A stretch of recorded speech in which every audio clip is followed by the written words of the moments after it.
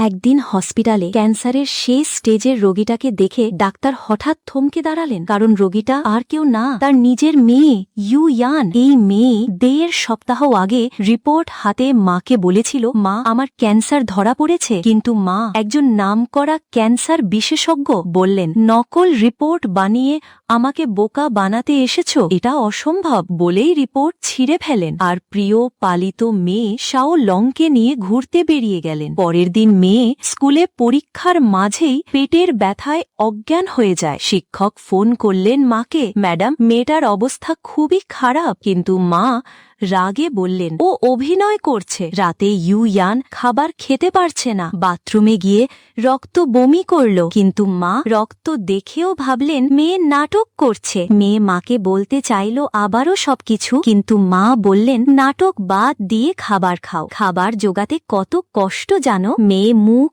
বুঝে খেতে লাগলো। এমনকি মা চলে যাওয়ার আগে বললেন, তুমি মরতে চাইলে তাড়াতাড়ি মর, আমাকে আর বিরক্ত করো না। মেয়েটি বুকে কষ্ট নিয়ে একা হসপিটালে ভর্তি হলো। কেমো দরকার, কিন্তু মায়ের সই ছাড়া কিছুই করা যাবে না। চিকিৎসক বাধ্য হয়ে নিজেই গিয়ে মাকে খুঁজলেন, কিন্তু মা তখনও বিশ্বাস করেন না, কারণ তিনি মনে করতেন আমার মেয়ে কখনো ক্যান্সার হতে পারে না। সেই দিনই দ্বিতীয় হসপিটালে ট্রেনিং চলছিল। ফাং ছিন ওয়ার্ডে ঢুকতেই আর তখনই মেয়েটার শরীর খারাপ করতে শুরু করলো, আর এক ঝটকায় রক্ত বমি। ডাক্তার দৌড়ে এলো, আর তখনই কেমো নেয়া টাক মাথার মেয়ে আর কেউই না, তারই মেয়ে ইউ ইয়ান।